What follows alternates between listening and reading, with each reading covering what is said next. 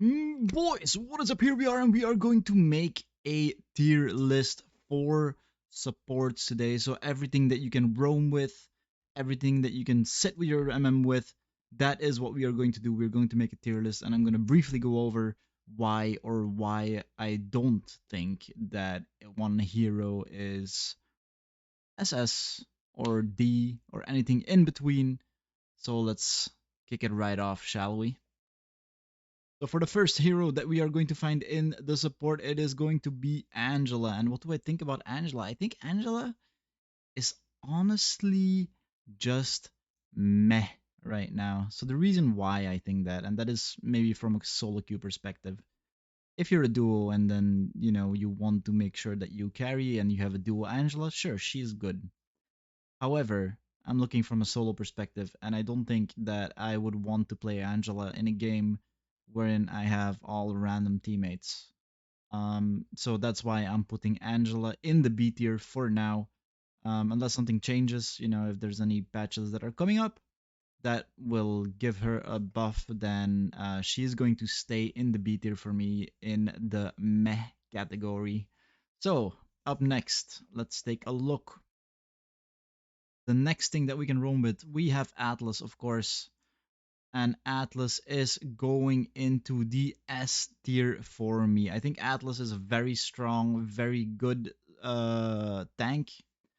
It's super easy to do immense sets as Atlas. He gets banned quite often. I'm not really sure why he's getting banned more often recently rather than before, because nothing changed. Like people just realized that Atlas is strong all of a sudden, I guess. But yeah, I used to play Atlas a lot. His ult is game changing. If you land a good ult, the enemy team gets wiped and you just win the game off of it. So for anyone who's like looking to get into roaming or into supporting, I would say Atlas is a very good, very easy hero to start off with. Up next, so Baxia. I think Baxia is not good as a roam right now.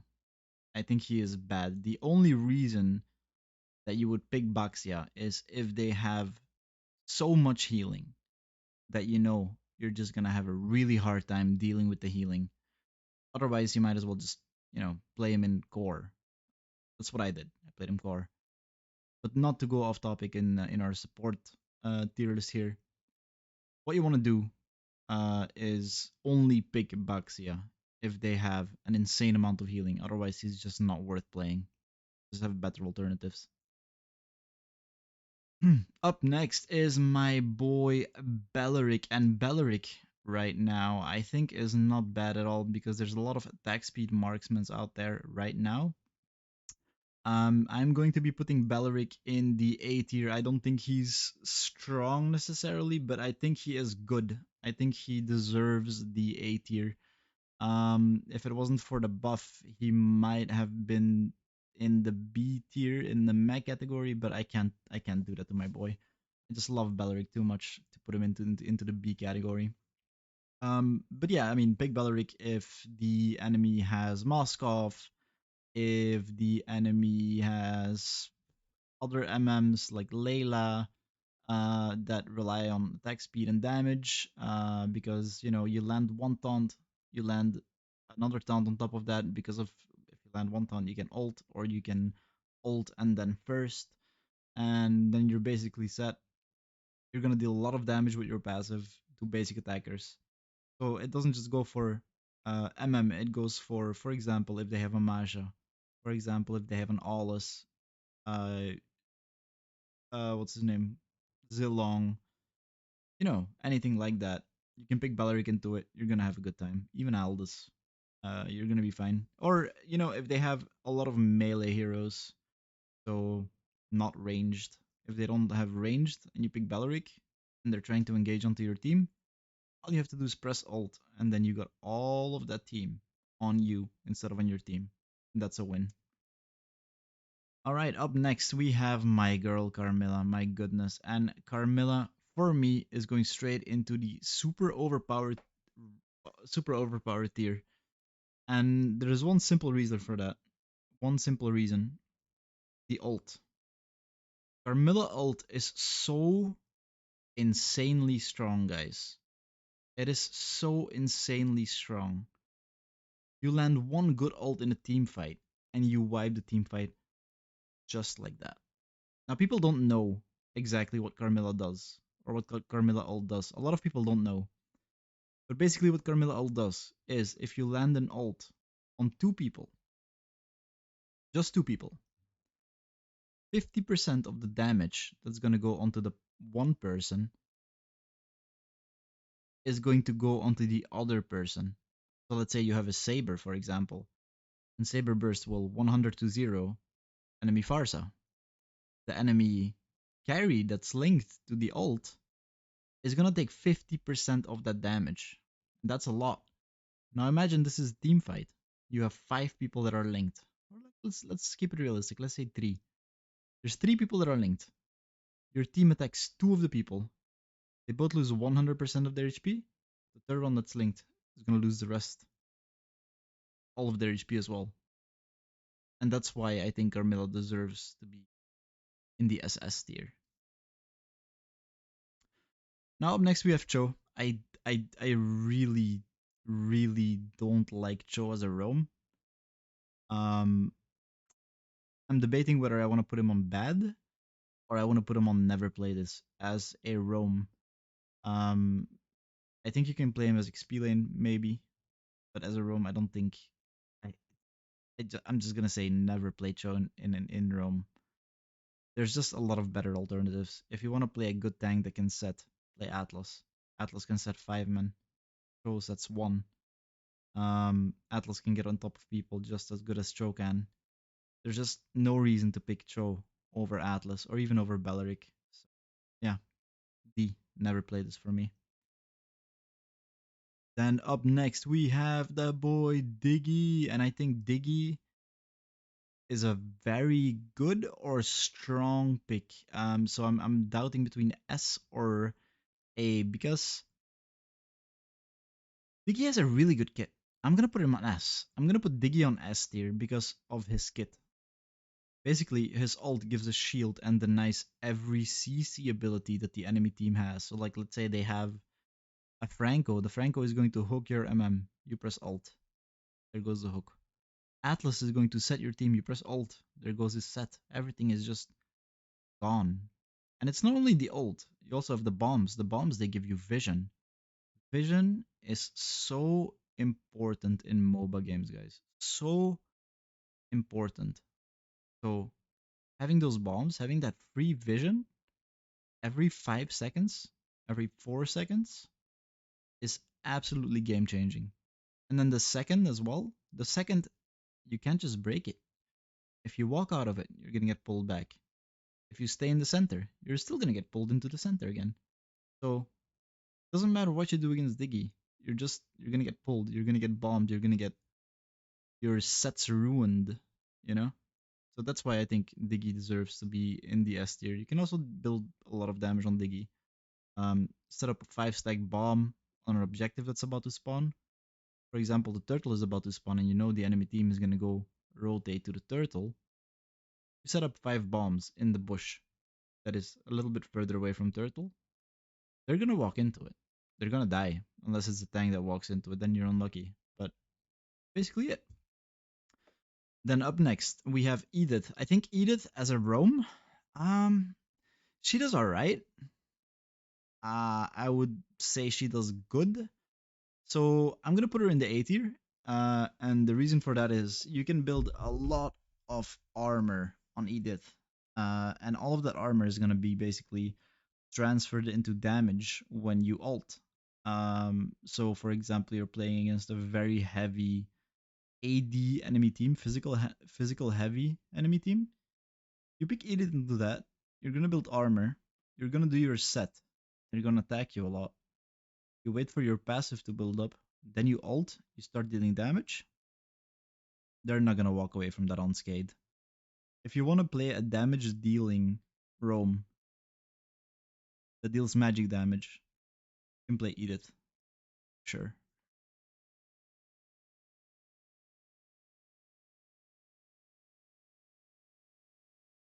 Then up next, guys, we have Estes, and I think Estes deserves to be in the SS tier for me because anti-healing does not really counter Estes as much as it should. Estes is a mage that relies almost purely on healing. He has healing and he has a slow, and that's all. So when you build Dominance Ice or another anti-heal item, you expect to see the heals to be very small. But that's not the case because Estes' heals are still really strong even after you build anti-heal. And it's really nutty.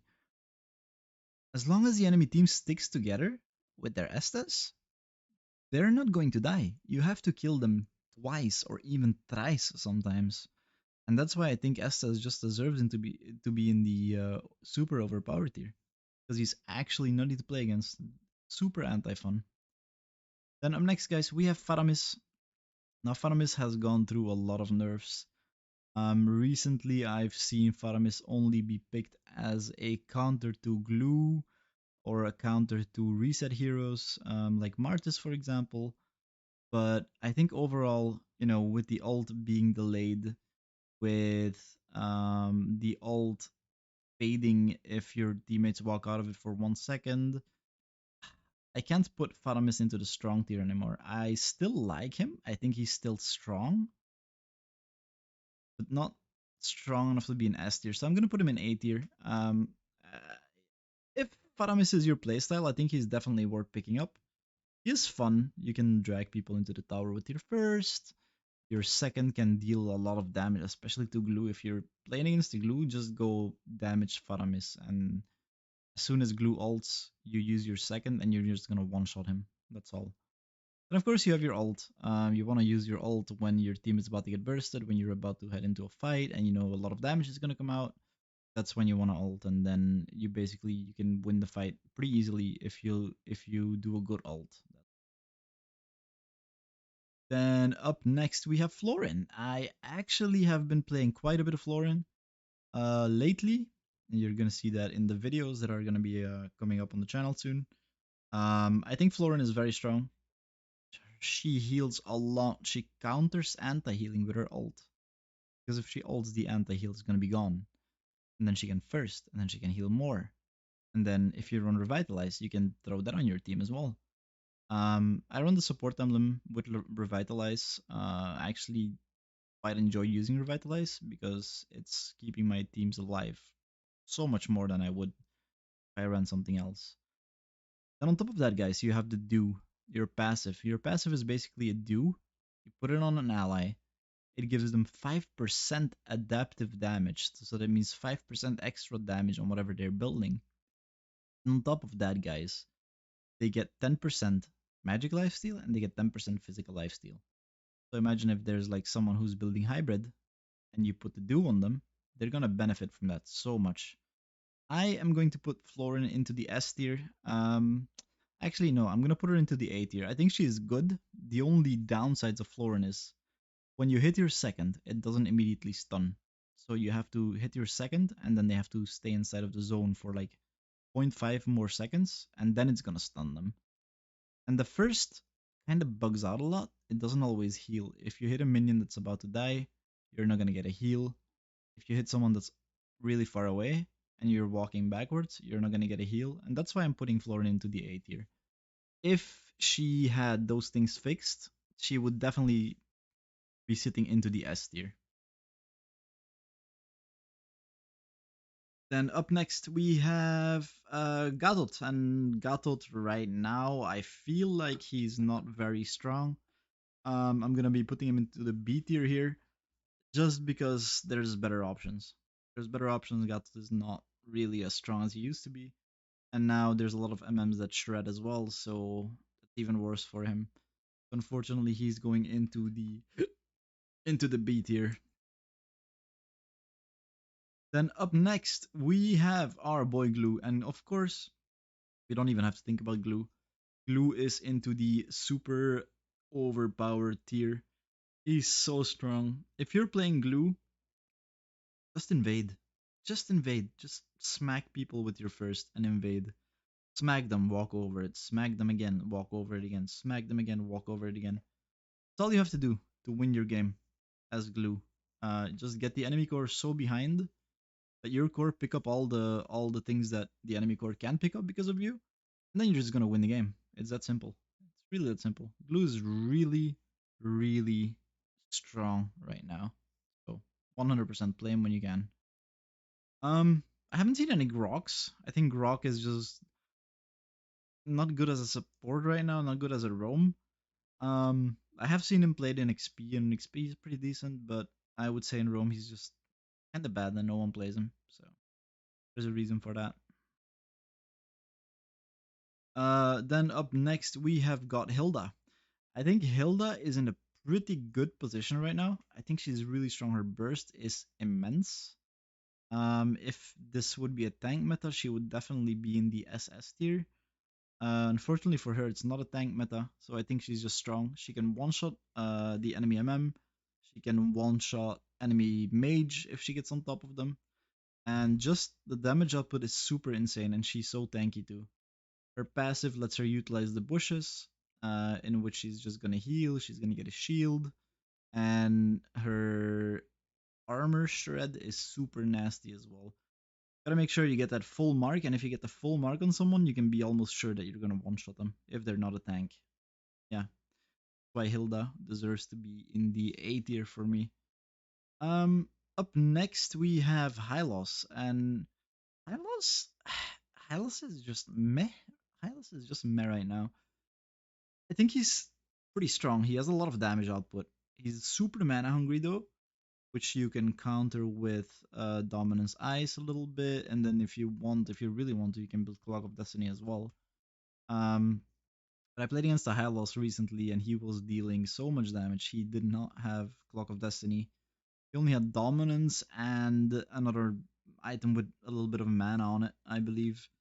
And the man was dealing like 5,000 damage in a somewhat long fight. So, and I was playing a tank. I was Carmilla, so you already know how tanky I was. So despite that, I think he still deserves to be in the B tier. His ult is just a little bit lackluster. His stun is meh. It's very short range. All he really has going for him is his first. Yeah, that's all. So then up next we have Johnson, and Johnson, I'm gonna put him into the meh tier as well, because he's only really good if he has a teammate that can shine with him. Of course, as a Johnson, you want to be driving like with an Odette, with a Veil, with something that can follow up on your ult stun and then just deal massive AoE damage. Because if you can do that, then you're pretty much set. You're good to go. However, if you don't have that as Johnson, you're pretty limited to the things that you can do. Sure, you can go drive into people, you can stun them, you deal a lot of damage, but without the follow up, which is hard for your teammates when you're playing Johnson to follow up on you because you're so fast. He's just not that good of a hero. So I would say currently Johnson is in the B tier.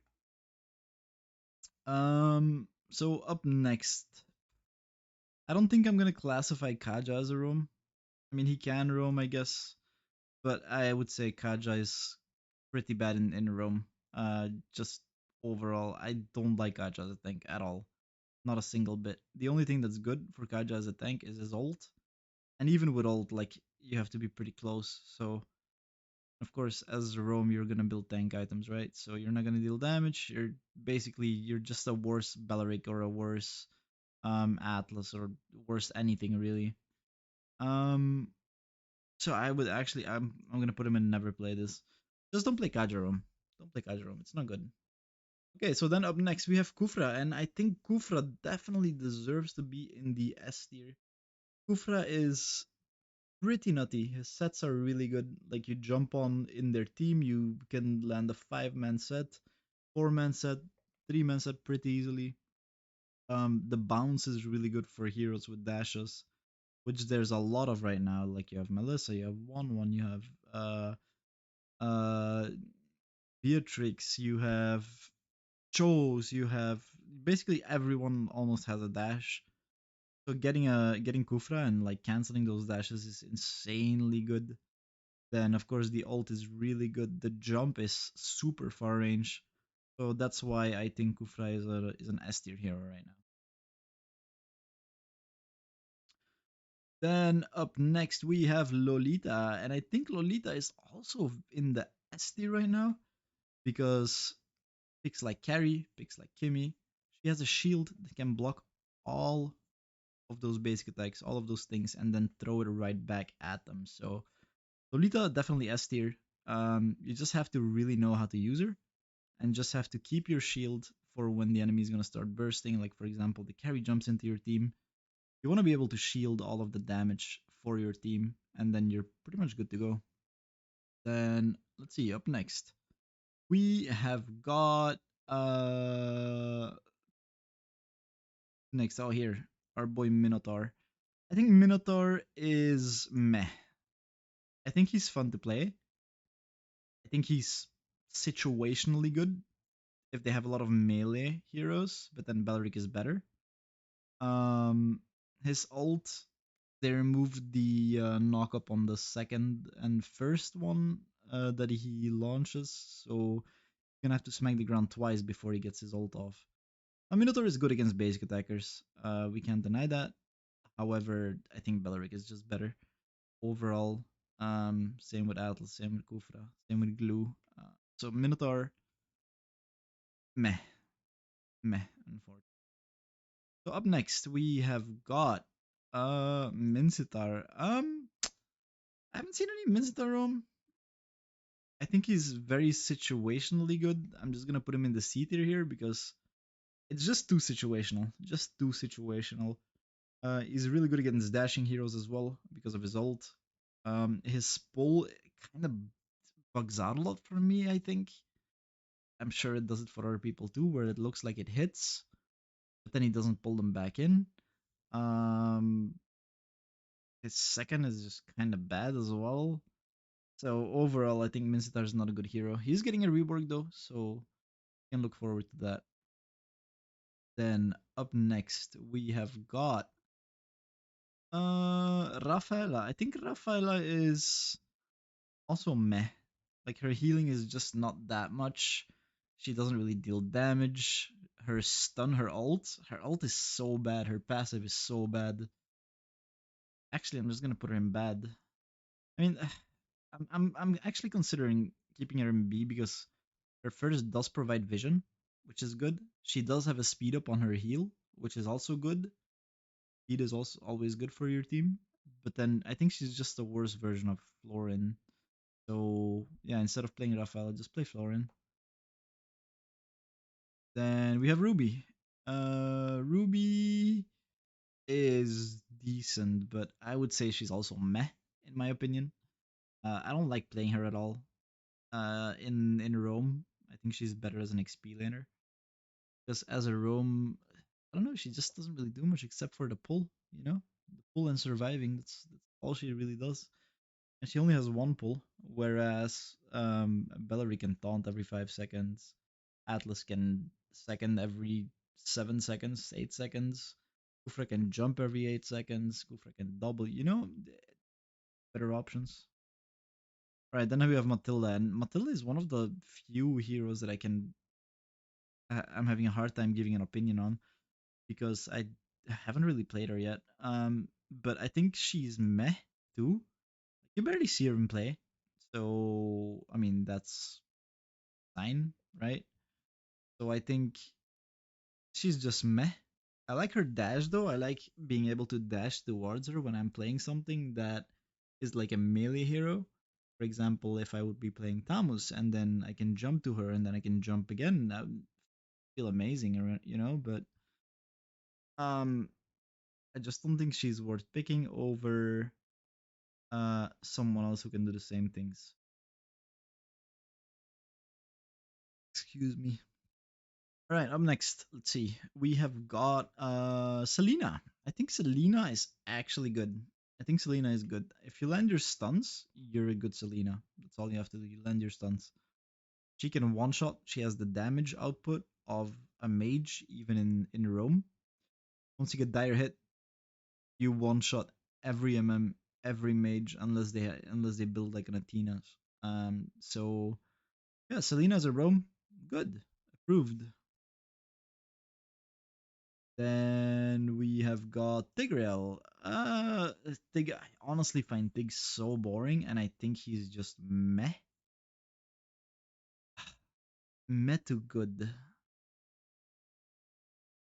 Very kiteable though, very kiteable. So I think that's why I'm gonna put him into the B tier, into the meh, because he is just so kiteable. Um, for example, if he's gonna try and chase a 1-1, he's not gonna be able to get on top of it. If he's gonna chase a Melissa, he's not gonna be able on top of it. If he chases anything, he's not gonna be able on top to get on top of it. So yeah, he definitely deserves the B tier. Then Valir. We have Valir. I think Valir is a good roam. Valir is very annoying to play against, especially if the enemy team comp consists of a lot of melee heroes, because Valir can just push them back and boom, there goes their engage. Engage is just gone. One Valir wall. Poof, they're gone. And he deals a lot of damage in the early game. And he gets slowing wand, glowing wand, and he gets Ice Queen wand. So that just turns him into a very annoying hero to face. Why he belongs in the. Then I guess we are through with all the supports. That is the summary, guys. The SS tier is Carmilla Estes Glue. The S tier is Atlas, Diggy, Kufra, Lolita. The A tier is Belleric Edith, Faramis, Florin, Hilda, Selena, Valir. The B tier is Angela, Gatot, Hylos, Johnson, Minotaur, Rafaela, Ruby, Matilda, and Tigreal. The C tier is Baxia, Grok, Mincitar, and the D tier is Cho and Kaja. And you know, guys, this is my opinion. You guys' opinion might differ, but this is what I feel like is correct for me. So I hope you guys enjoyed the video, and yeah, that's all. Good luck in climbing, boys.